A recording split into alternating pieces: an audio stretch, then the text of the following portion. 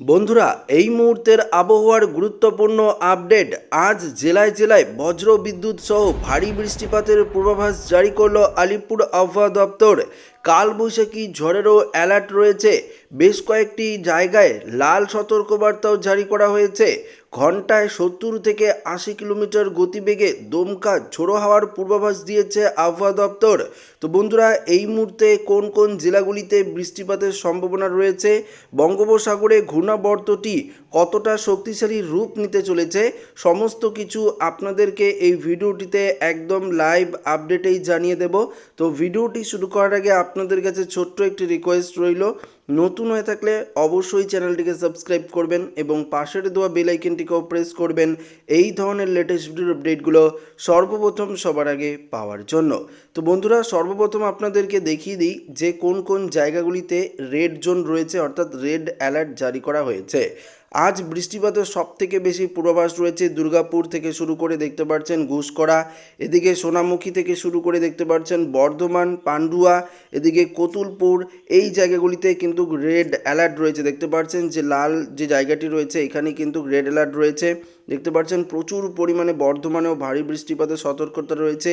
দুর্গাপুর থেকে শুরু করে দেখতে পাচ্ছেন এদিকে সোনামুখী থেকে শুরু করে গালাসি, এদিকে ঘুষকরা, সমস্ত জায়গায় বৃষ্টিপাতের প্রচুর পরিমাণে পূর্বাভাস কিন্তু রয়েছে।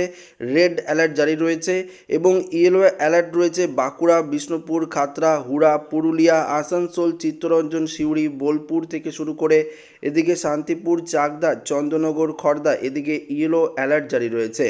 এবং বৃষ্টিপাতের সতর্কবার্তা যদি আমরা দেখি তাহলে দেখতে পাচ্ছি আজিমগঞ্জ, মুর্শিদাবাদের বহরমপুর, দমকল, বেলডাঙ্গা, এদিকে বৃষ্টিপাত থাকছে, এমনকি রামপুরহাট, দুমকা, এদিকে ধানবাদ, বোকো থেকে শুরু করে দেখতে পাচ্ছেন পুরুলিয়া তো থাকছেই, বলরামপুর, এদিকে বৃষ্টি থাকছে, চাকুলিয়া, ঝাড়গ্রাম, গোপীবল্লভপুর, এদিকে খড়গপুর, বালিচেক, এদিকে কোলাঘাট, তমলুক, উলবেড়িয়া, কলকাতা সংলগ্ন বেশ কয়েকটি জায়গা, বা এদিকে দেখতে পাচ্ছেন যে বনগাঁ, হাবড়া, এদিকে কিন্তু আমরা বৃষ্টিপাতের একটা অ্যালার্ট কিন্তু দেখতে পাচ্ছি।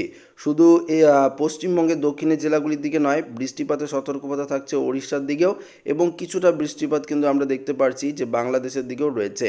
সন্ধ্যের দিকে এই বৃষ্টি একদম উপকূলের জেলাগুলিতে প্রবেশ করবে পশ্চিমবঙ্গের, এবং দক্ষিণ 24 পরগনার দিকে সবথেকে বেশি প্রভাব পড়বে, এবং পশ্চিম মেদিনীপুরের দিকে বৃষ্টিপাত সবথেকে বেশি প্রভাব পড়বে, এবং প্রভাব পড়বে পূর্ব বাংলা। আমরা যদি দেখি তাহলে দেখতে পাচ্ছি যে বাংলাদেশের সাতক্ষীরা, শ্যামনগর, খুলনা, বরিশাল, এদিকে দেখতে পাচ্ছেন যশোর, লালগোড়া, মেহেরপুর, দেখতে পাচ্ছেন ফরিদপুর, ঢাকা সংলগ্ন বেশ কয়েকটি জায়গায়, পিরোজপুর, এদিকে মাথাপিড়ি, এদিকে কিন্তু সবথেকে বেশি প্রভাব পড়বে, এবং ভারী বৃষ্টিপাতের অ্যালার্টও কিন্তু আমরা পরিষ্কারভাবে দেখতে পাচ্ছি।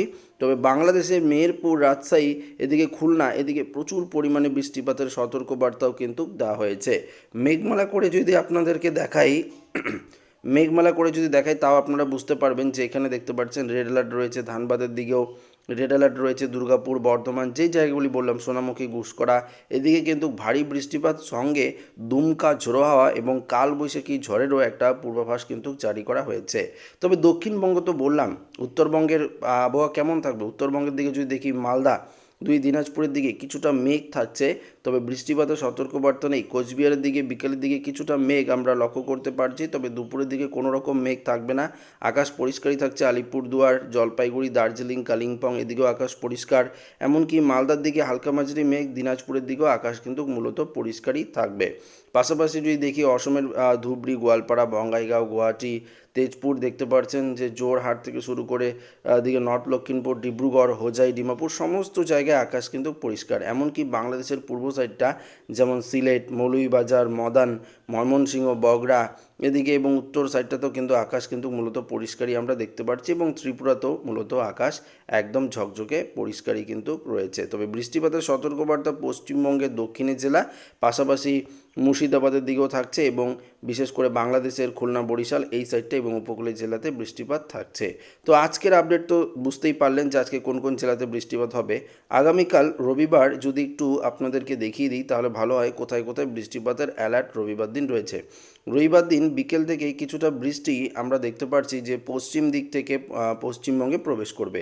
বিশেষ করে যদি আমরা দেখি তাহলে পুরুলিয়া, বর্ধমান, বাঁকুড়া, এদিকে ঝাড়গ্রাম, চাকুলিয়া থেকে শুরু করে কাটোয়া, শান্তিপুর, নদিয়া এদিকেই কিছুটা বৃষ্টিপাত থাকছে এবং বৃষ্টিপাত থাকছে ওড়িশার দিকে। অর্থাৎ রবিবার দিন ওড়িশায় ভারী বৃষ্টিপাতের সতর্কবার্তা থাকছে। পশ্চিমবঙ্গের হালকা মাঝারি বৃষ্টিপাতের অ্যালার্ট রয়েছে রবিবার।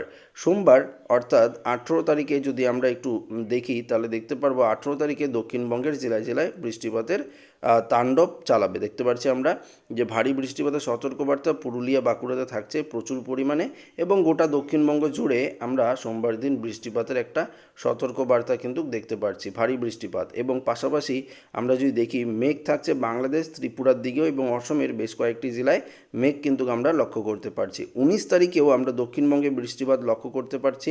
কিছুটা বৃষ্টিপাত 19 তারিখে দক্ষিণবঙ্গে হবে এবং বাংলাদেশ বাকি জায়গাগুলিতেও আমরা মেঘ লক্ষ্য করতে পারবো। এবং 20 তারিখ বুধবার দিন বঙ্গোপসাগরে যে ঘূর্ণাবর্তটি থাকছে সেটি কিন্তু ভয়ঙ্কর শক্তিশালী রূপ নেবে এবং ঘন্টায় তখন 70 থেকে 80 কিলোমিটার গতিবেগে একটা দুমকা ঝোড়ো হাওয়া বয়ে যাওয়ার সম্ভাবনা রয়েছে। তখন গোটা পশ্চিমবঙ্গের উত্তর থেকে দক্ষিণে আমরা কিছুটা বৃষ্টিপাত লক্ষ্য করতে পারবো। পাশাপাশি বাংলাদেশে দেখতে পাচ্ছেন যে ভারী বৃষ্টিপাত লক্ষ্য করতে পারবো এবং ত্রিপুরায় মেঘ থাকবে এবং অসমের দিকেও আমরা দেখতে পাচ্ছি অনেকটাই কিন্তু মেঘ থাকার সম্ভাবনা রয়েছে। এবং বৃষ্টিপাত কিন্তু উত্তরবঙ্গেও 20 তারিখে কিছুটা হওয়ার সম্ভাবনা রয়েছে, বিশেষ করে কোচবিহার, আলিপুরদুয়ারের বেশ কয়েকটি জেলা। এবং পাশাপাশি পশ্চিমবঙ্গে ভারী বৃষ্টিপাতের অ্যালার্ট কিন্তু রয়েছে 20 তারিখে। বুঝতেই পারছেন যে ভয়ঙ্কর দুর্যোগের সম্ভাবনা রয়েছে এবং তখন কিন্তু কালবৈশাখীর মতন ঝড় প্রচুর পরিমাণে কিন্তু তাণ্ডব চালাবে পশ্চিমবঙ্গ। পাশাপাশি বাংলাদেশেও কালবৈশাখীর মতন ঝড় কিন্তু তাণ্ডব চালাতে পারে। তারপর 21 তারিখেও আমরা বৃষ্টিপাত দক্ষিণবঙ্গে লক্ষ্য করতে পারবো। তখন বঙ্গোপসাগরে যে নিম্নচাপ বা ঘূর্ণাবর্ত বলতে পারেন সেটা কিন্তু ক্রমশ পশ্চিমবঙ্গের দিকেই, পশ্চিমবঙ্গের দক্ষিণের জেলাগুলির দিকেই অগ্রসর হবে, অর্থাৎ উপকূলের দিকে অগ্রসর থাকবে।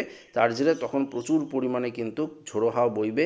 আমরা যদি এখানে বায়ুর মুড করে আপনাদেরকে দেখাই, দেখতে পারবেন যে এই যে ঘূর্ণাবর্ত বা নিম্নচাপ সেটি কিন্তু অবস্থান করবে। তখন যদি আমরা হাওয়ার গতিবেগ দেখি, দেখতে পাচ্ছেন 40-50 কিলোমিটার গতিবেগে কলকাতার দিকে ঝোড়ো হাওয়া বইবে এবং প্রচণ্ড বৃষ্টিপাতের অ্যালার্ট থাকছে। আমরা পরিষ্কারভাবে দেখতে পাচ্ছি প্রচণ্ড যে বৃষ্টিপাতের অ্যালার্ট সেটা কিন্তু আমরা দেখতে পাচ্ছি কলকাতার দিকে। সেটা হচ্ছে 21 তারিখে ভারী বৃষ্টিপাতের সতর্কবার্তা আবারও 21 তারিখে কিন্তু রয়েছে। তারপর আস্তে আস্তে বৃষ্টিপাত কিন্তু অনেকটা জায়গা জুড়ে প্রভাব বিস্তার করবে এবং 22 তারিখ থেকে আরও বৃষ্টিপাতের সতর্কবার্তা থাকছে ত্রিপুরায়। আমরা যদি দেখি ত্রিপুরা এবং উত্তরবঙ্গের দিকে 22 তারিখে কিছুটা বৃষ্টিপাত থাকছে এবং 23 তারিখে উত্তরবঙ্গে ভারী বৃষ্টিপাত। তো বুঝতেই পারছেন দক্ষিণবঙ্গে আগামী কয়েকদিন পর্যন্ত বৃষ্টিপাত থাকলেও 23 তারিখ থেকে উত্তরবঙ্গে দেখতে পাচ্ছেন ভারী বৃষ্টিপাত, অর্থাৎ কোচবিহার, আলিপুরদুয়ার এদিকে দেখতে পাচ্ছেন জলপাইগুড়ি, দার্জিলিং, কালিম্পংয়ে বজ্র বিদ্যুৎ সহ ভারী বৃষ্টিপাতের সতর্কবার্তা কিন্তু 23 তারিখ থেকেই রয়েছে।